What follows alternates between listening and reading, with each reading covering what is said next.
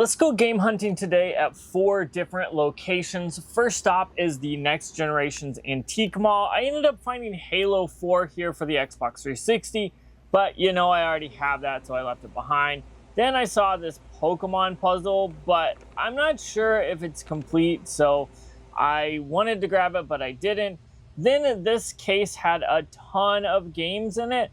However, most of them were definitely way overpriced. No one's playing more than $3 or $4 for Hannah Montana, so why would you ask more than that? But then I ended up seeing this Wii bundle that's been here for a while for $60, as well as this Call of Duty Warzone fridge for $20, which seems to be a little expensive. Right below that were a bunch of PlayStation 3 games. They did have Ratchet and Clank, but I checked my list and I already have this game, so I left it behind. Then I checked out the booth owned by the owner that has a glass case full of games, as well as games on the shelves back behind it. He ended up having a Boy and His Blob, but it was pretty messed up for the NES. Then there was a few Super Nintendo games. I checked out all the games here on the shelves and nothing jumped out at me that I had to have. These were games that have been here for a long time.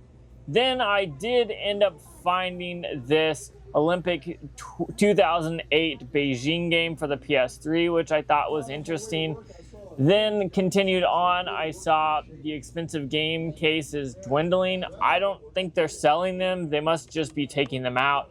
There were a few loose discs here down below, as well as a few games for the Xbox 360 and the PS2 there. Then I found this Lord of the Rings for the Xbox in this next booth, but when I went to open it up, it was just the movie and not actually the game. So like I say, always check the cases. Then I saw this huge Mario. He's been there for a little bit, but honestly, I didn't really need it. And in the same booth, they ended up having more plushies. This little Luigi was pretty cool, and this Yoshi, as well as this Penguin Mario, which I think was absolutely insane, and a Goomba. Honestly, I didn't need most of these, but this Penguin Mario for $3 was definitely well worth picking up. There's a few more games in this next booth when it comes to the arcade stick and that racing wheel, but again, just stuff that's been there for a while. These are a new stack of games that I haven't seen some of these, but that Halo is still beat up in there. This game stack here just keeps dwindling and dwindling. I don't think they're ever going to replace it. I saw this iPhone case, but don't buy these. They're just rip-offs, and the games on them really suck. This shelf ended up having a bunch of sports games, which I felt like is basically what I saw a lot of here. This Rayman Forever CD did catch my eye, but there weren't any more games on the shelf, which was a bummer. And then more sports games. This was the first stop, and basically the only thing I ended up picking up was this Mario Penguin, which is kind of a bummer that this was all I found. But this thing is totally awesome, and I cannot wait to add it to the shelves behind me because it just looks so dope. And for $3, you can't complain. Now, I wish there was some more stuff here, but I've been to this one recently, and it's just one of those places I kind of only want to go like once a month to find new things. But that's okay, because we're headed to a pawn shop right now, so let's see if we can find anything. So I headed into this pawn shop that I don't go to very often because the inventory seems to be pretty stale. But I got to it. They have a bunch of Xbox One, PS4 games, even this Elite Xbox controller, which was actually not a bad deal. I should have picked it up, possibly. Then over here, some more games that honestly are a little bit overpriced. Some Super Nintendo games that I would be interested in picking up, but I don't really necessarily need them, as well as they had a bunch of NES games over here, and this PS4, which they were using for testing, so it wasn't for sale. So nothing really ended up being worth it from this pawn shop. But that's perfectly okay, because we're still going to a few more places. I like to check this place out maybe like every 2 or 3 months, just because the inventory does seem to get stale.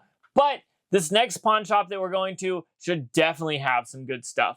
And we're going to a thrift store, so let's go ahead and see what we can find. So I ended up going into the restore rack, which was right next to the pawn shop. For whatever reason, I went to the thrift store first. I almost never do that. But I did end up finding a Guitar Hero Aerosmith for the PS. Well, I found the case for it. Always check the discs, like I said earlier, because this one was missing it. But speaking of discs, they had a bunch of DVDs and Xbox games in these bags, which was kind of weird. Unfortunately, someone opened this one up, so I think that's a little weird, but I promise you I did not look through any of these other than what you saw right there, because I wanted to save it for this video. It's interesting to see this, and for 10 bucks, it was worth grabbing all of these. But let's go ahead and see what is in these and if they were worth picking up. The first one was $6.98, and the second one was $4.98. Now, the $6.98 one was already opened. You could see here, I didn't pull them out, so let's go ahead and do that. And right off the bat, I think we might have a problem. But we will definitely test these. This disc looks fake. Like, the Xbox logo looks bad. There isn't the Xbox Center, which is interesting. And this one does as well. Oh my goodness. These just look absolutely terrible. Look how fake these games actually look. This is actually crazy to me that these games look this fake. Honestly, I should have probably caught that, but then we ended up with a bunch of PC games. Starting off, we've got a Flight Simulator X, which is kind of interesting. Got both discs for that. Then we got I Spy, Oregon Trail, and Triple Play Baseball, and a ton of backyard sports games. Now, they just announced they're redoing backyard sports, but there's just a ton of backyard sports games here that were definitely interesting, but I realistically have no way to play them. And that leads us to the cheaper bag, which actually was full of Xbox games, thankfully. We got Tom Clancy's Splinter Cell, X-Men games right off the bat, Serbia, Jet Set Force Radio, or whatever you call it. I always screw that up. We've got a few little casino poker games, Crash of the Titans for the PS2, Tony Hawk's Underground, Totaled, FIFA Sports, and another poker game. So overall, not too bad, but let's continue on hunting, and then we'll test the rest of these at the end of this video. This is the Cash America Pawn Shop, which you know is right next door to the thrift store that was the Restore Rack. So I headed in, saw that Google Stadia controller, which has been here for a while. Then there's a Backbone for 50 bucks, which isn't a bad deal, and a bunch of Switch consoles here, which did catch my eye because they did have a bunch of them, as well as a few loose cartridge games here, which was definitely well worth it. They really ended up having some decent ones, which I usually don't see, but I did pick something up. You'll see in just a second, but I headed back towards where they have other games on the shelf and then consoles, but nothing really caught my eye here, so let's go ahead and talk about what games I got. And that ended up being 3 Nintendo Switch games that are loose. And I ended up lucking out really well here. Starting off, I saw Plants vs. Zombies Battle for Neighborville for $10. And I figured, I don't have this game. 10 bucks is pretty cheap. So I grabbed that, as well as Need for Speed Hot Pursuit Remastered for $10. This is probably going to be a pretty fun game. I've never played it remastered, so it's probably worth it. However, this is where the big money was. For some reason, when she rang this up, it was only $35 instead of the $40 that it said on the package, and that was Super Mario 3D All-Stars. This game is worth like 65 to 70 bucks loose, which is crazy. So I basically got it for half the price. So for, what is that, $55, I probably got $80 to $90 worth of Switch games. So pawn shops are always well worth checking out. But let's go ahead and pull out that Xbox and the PS2 and see if all of these games worked on the Xbox or not. Let's go ahead and start by testing Crash of the Titans for the PS2. I've got my PS2 hooked up to this monitor right here. Let's go ahead and open it up, get the disc in.